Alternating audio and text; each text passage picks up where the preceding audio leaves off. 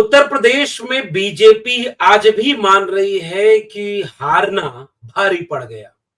इसलिए इस समय किसी एक प्रदेश की अगर सबसे ज्यादा चर्चा है तो वो है उत्तर प्रदेश। समीक्षा बैठकों का सिलसिला थम नहीं रहा। समीक्षा बैठकों के बीच जो बीजेपी के घर के भीतर का झगड़ा है वो बढ़ता जा रहा।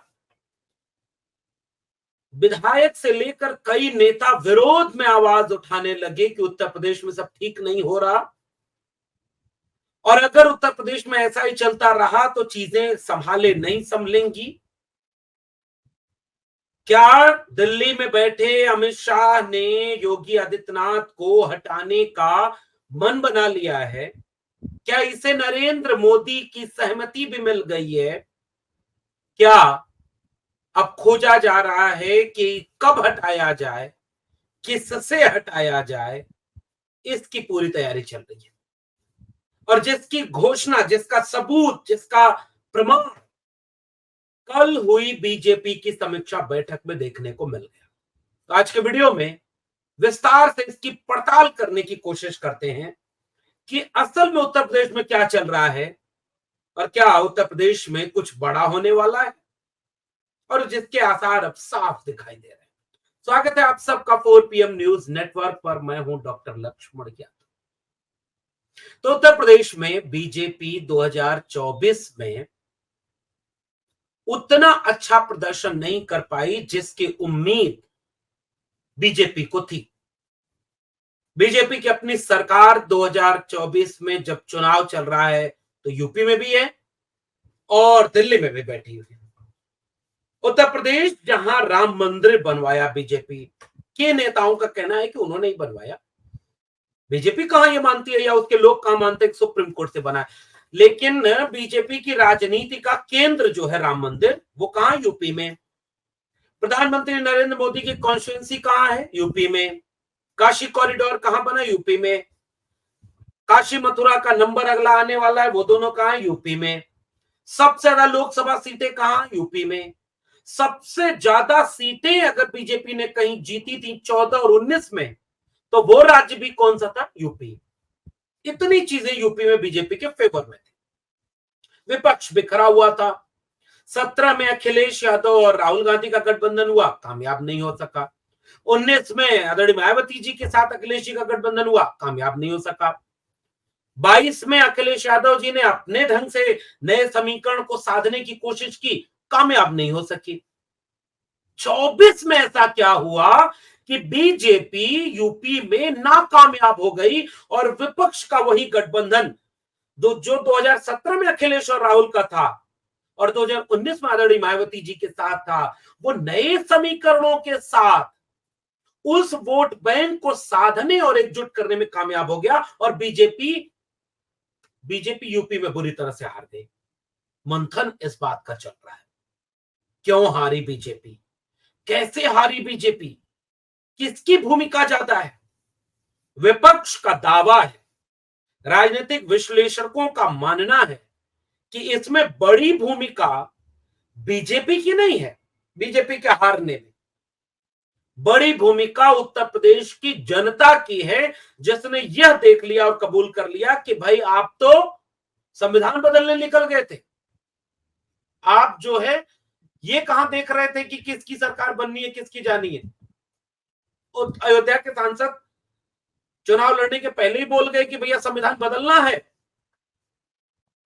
तो संविधान बदलने के नैरेटिव को जनता ने आपके खिलाफ बना लिया, तो जनता ने इस चुनाव को हराया। अखिलेश यादव और राहुल गांधी की जोड़ी ने तो उस जनता की नाराजगी को चैनलाइज कर दिया और अखिलेश यादव के पीडीए ने रही सही कसर बीजेपी के लिए पूरी कर दी। तो ये जीत अखिलेश यादव के पीडीए की चली गई। लेकिन जो जनता ने मन बनाया था, वो जनता आज भी उत्तर प्रदेश में बीजेपी के खिलाफ मन बनाए हुए है। और दूसरी तरफ दिल्ली में बैठे लोगों का यह मानना है कि भैया ये जो योगी आदित्यनाथ हैं, इनके चलते बीजेपी यूपी में हार गई। भाई बीजेपी क्यों ये मानेगी, या जिसको सरकार बनानी है, बदलनी है, मुख्यमंत्री बनाना है, बदलना है, वो ये बात क्यों मानेगा कि विपक्ष की वजह से या जनता की वजह से चुनाव हारा? वो तो ये मान के चलेंगे, समीक्षा बैठक करेंगे कि संगठन बड़ा होता है। ये जो बयान आ रहे हैं, इस बयान को देने वाले का नाम है उप मुख्यमंत्री केशव प्रसाद मौर्य। सरकार से बड़ा क्या होता है? संगठन। इस बयान के मायने समझ रहे हैं ना? 2017 में जब उत्तर प्रदेश में चुनाव हो रहा था और बीजेपी की तरफ से प्रदेश अध्यक्ष थे केशव प्रसाद मौर्य, अपरोक्ष रूप से पूरी बीजेपी ये मानकर चल रही थी कि मुख्यमंत्री कौन बनेगा? केशव प्रसाद मौर्य। किसके चेहरे पर चुनाव लड़ा जा रहा है? केशव प्रसाद मौर्य। पिछड़े समाज में यादव विरोधी बीजेपी जो सपा यादववादी पार्टी हो गई, तो गैर यादव ओबीसी का वोट किसके नाम पर गोलबंद हो रहा है बीजेपी की तरफ? केशव प्रसाद मौर्य। सब कुछ केशव प्रसाद मौर्य। और जब 17 में मुख्यमंत्री बने तो अचानक से योगी आदित्यनाथ मुख्यमंत्री बन गए। उठापटक चलती रही। केशव प्रसाद मौर्य अमित शाह की पहली पसंद हुआ करते थे।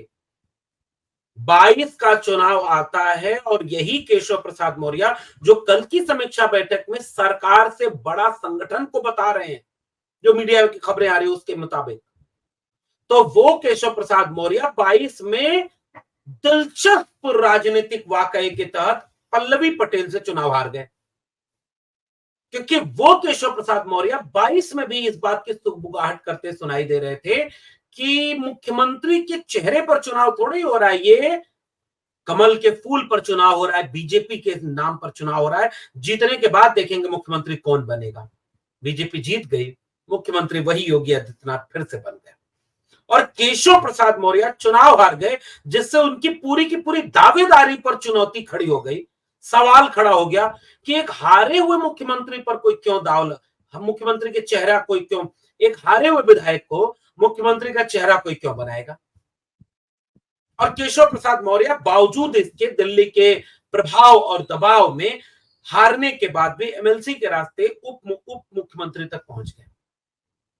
और फिर से केशव प्रसाद मौर्य पर दाव खेला जा रहा है क्या? क्योंकि बीजेपी की तरफ से सूत्र ये बताते हैं कि उत्तर प्रदेश को लेकर के पहले संगठन मंत्री बीएल संतोष को भेजा गया कि जरा माहौल देख के आओ, ये यूपी में सब ठीक कैसे होगा, गड़बड़ क्यों हुआ, सजा तो देनी पड़ेगी। बीएल संतोष के बारे में कहा जा रहा है जो संगठन मंत्री है बीजेपी के, बड़ा होता है राष्ट्रीय अध्यक्ष के बाद बीएल संतोष संगठन मंत्री जो सबसे बड़ा होता है, और वो रिपोर्ट बनाकर पेश कर रहे हैं जो योगी आदित्यनाथ के खिलाफ जा रही है। फिर राष्ट्रीय अध्यक्ष को भेजा गया जेपी नड्डा को, जो यहां आकर के वो वाला बयान आपने सुना ना कि महंगाई और बेरोजगारी है नहीं, ये कोरोना और रूस यूक्रेन युद्ध के वजह से ये हाल है। तो वही वाली मीटिंग चल रही थी। फिर उसके बाद अलग अलग तमाम लोगों से बात की गई। योगी आदित्यनाथ के पक्ष वाले लोगों का कहना है कि भैया एक बात जरा बताना, टिकट बांटे अमित शाह, रणनीति बनाए अमित शाह, चुनाव लड़वाए अमित शाह, सब नियंत्रण करे अमित शाह, और जब चुनाव हार गए तो दोष किसका? योगी आदित्यनाथ का। ये कौन सी राजनीति? क्योंकि योगी आदित्यनाथ एक पॉपुलर फेस है, ऐसा कौन कह रहा है? योगी आदित्यनाथ के पक्ष वाले नेताओं का कहना है। पूरे देश में मोदी के बाद अगर किसी नेता को फायर ब्रांड हिंदू छवि के साथ वो स्टार प्रचारक बनाकर बुलाया जा रहा है तो वो कौन है? योगी आदित्यनाथ। अमित शाह तो है नहीं।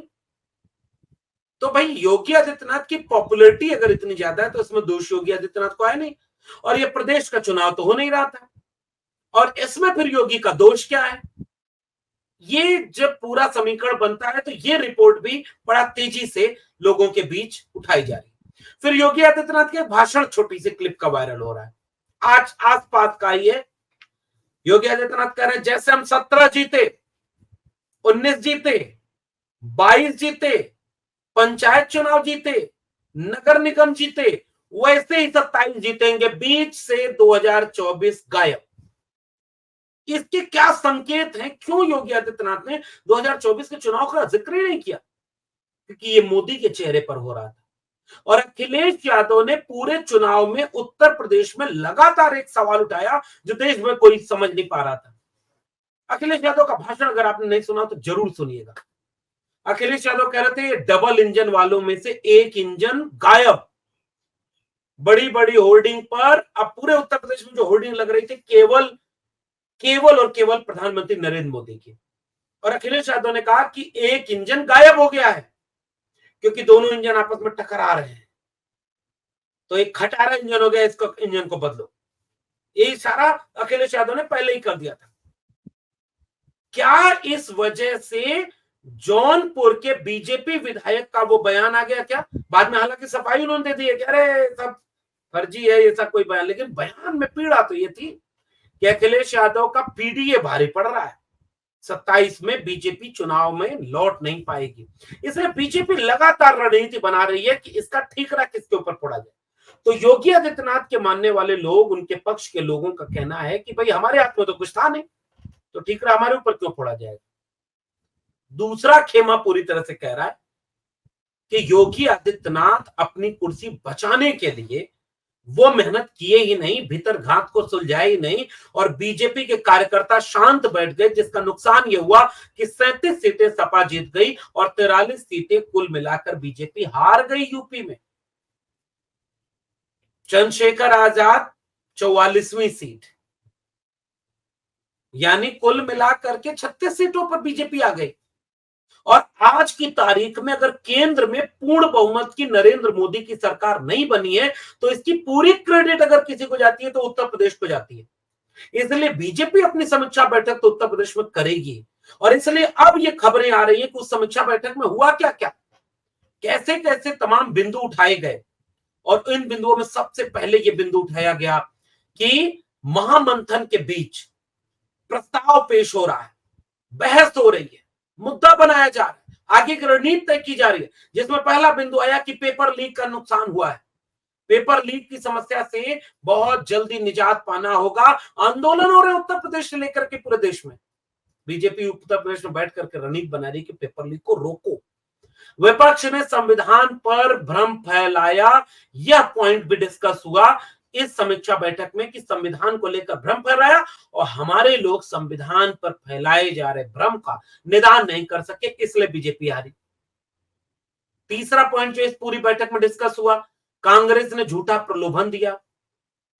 अब ये अलग बात है कि बीजेपी ये कैसे समझ जाती है कि तुम्हारा वाला झूठा प्रलोभन अमर वाक्य देववाणी आकाशवाणी की तरह लोग स्वीकार करके चुनाव में वोट दे देंगे और फिर पलट के पूछेंगे भी नहीं कि कालाधन आया कि नहीं, स्मार्ट सिटी बनी कि नहीं, 2 करोड़ रोजगार मिला कि नहीं, 15 लाख अकाउंट में आया कि नहीं, स्मार्ट गांव बना कि नहीं, बुलेट ट्रेन चली कि नहीं, रुपए की कीमत बढ़ी कि नहीं, सबको छत मिली कि नहीं, किसानों का कर्जा माफ हुआ कि नहीं।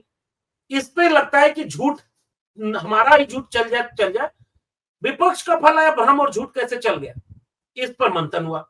राहुल गांधी के हिंदू वाले बयान को लेकर के ये रणनीति बनाई गई, जिसका इशारा प्रधानमंत्री ने उसी दिन दे दिया था कि इस पर खूब हल्ला मचाया जाए और इसको रणनीति बनाई जाए। और फिर एक और पॉइंट डिस्कस हुआ कि समाजवादी पार्टी को आरक्षण विरोधी घोषित किया जाए, जैसे राहुल गांधी को हिंदू विरोधी घोषित किया जाए। लेकिन राहुल गांधी की क्लिप बार बार कह रही है कि भैया बीजेपी हिंदू विरोधी हो सकती है, हिंसक है, नफरती है, पूरा हिंदू समाज हिंदू नफरती हिंसक नहीं है, इसलिए उसका विरोध हिंदू विरोध नहीं है। वैसे ही बीजेपी अभी रणनीति बना रही है कि आरक्षण को लेकर के संविधान के बाद दूसरा चीज है आरक्षण, जिसमें बीजेपी बुरी तरह फंस गई। तो समीक्षा बैठक में बीजेपी रणनीति बना रही है कि हम समाजवादी पार्टी को आरक्षण विरोधी साबित कर देंगे। कैसे? अनुप्रिया पटेल सहयोगी है बीजेपी की, चिट्ठी लिख रही है बीजेपी के खिलाफ, सरकार के खिलाफ कि 69,000 शिक्षक भर्ती में न्याय नहीं मिला, एनएफएस हो रहा है, पिछड़े समाज में नाराजगी है। ओम प्रकाश राजभर, संजय निषाद कौन है? बीजेपी के सहयोगी मंत्री हैं ये लोग, और मंत्री होकर के आरक्षण पर सवाल किसके ऊपर उठा रहे हैं? बीजेपी के ऊपर। 69,000 शिक्षक भर्ती घोटाले के शिकार लोग किससे सवाल पूछ रहे हैं? बीजेपी के। और वो आरक्षण विरोधी कर देंगे समाजवादी पार्टी को, जो पूरा पीडीए में सारी राजनीति को कर चुकी है, और जिस पीडीए की कार्ड बीजेपी के पास है नहीं। लेकिन मंथन में इस तरह की रणनीति बनाई गई क्योंकि आरक्षण विरोधी होने का तमका बीजेपी के ऊपर चस्पा हो गया है, और समाजवादी पार्टी ने बहुत राजनीतिक कुशलता के साथ बसपा का वोट बैंक अपनी तरफ शिफ्ट करने का रास्ता अख्तियार कर लिया। फिर अगले पॉइंट के रूप में डिस्कस किया गया कि अयोध्या, मथुरा, काशी को फिर से राजनीति का केंद्र बनाया जाए और कैसे इसको मजबूत किया जाए।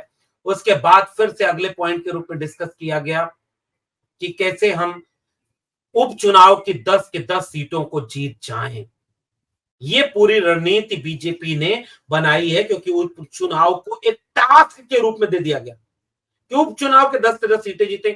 अखिलेश यादव की करहल वाली सीट कैसे जीतेंगे, मिल्कीपुर वाली सीट कैसे जीतेंगे, कटहरी कैसे जीतेंगे। 5 सीटें 10 चुनाव में से ऐसी हैं जो सपा के फेवर वाली हैं, सपा के पक्ष वाली हैं। बीजेपी का जीतना मुश्किल नहीं ना असंभव है। 3-4 सीटें ऐसी जिसमें बीजेपी जीत सकती है, उनके पक्ष में रही, 3 सीटें उनके पक्ष में रही, बाकी तो रही नहीं। क्या ये सब कुछ इसलिए किया जा रहा है कि तारीख खोजी जा रही है कि योगी आदित्यनाथ को कब कुर्सी से हटाया जाए? क्योंकि दिल्ली में बैठे लोगों ने इसकी रणनीति बना ली है, आंदोलन थम नहीं रहे। लखनऊ से लेकर अयोध्या तक की तस्वीरें नेशनल मीडिया की खबर में बन चुकी हैं। अयोध्या में घर तोड़ा जा रहा है, लोग बीजेपी के लिए नाराज हो रहे हैं, आंसू बहाते हुए बीजेपी के खिलाफ बोल रहे हैं, और ये नेशनल मीडिया की खबर बन रही है। इसका मतलब हेडलाइन मैनेजमेंट नहीं हो रहा, इसका मतलब कि उत्तर प्रदेश में मुख्यमंत्री बदलने की पूरी तैयारी की जा रही है। क्योंकि उनका आरोप यह है कि चुनाव के बीच में ठाकुरों की नाराजगी का इतना बड़ा सवाल कैसे बन गया।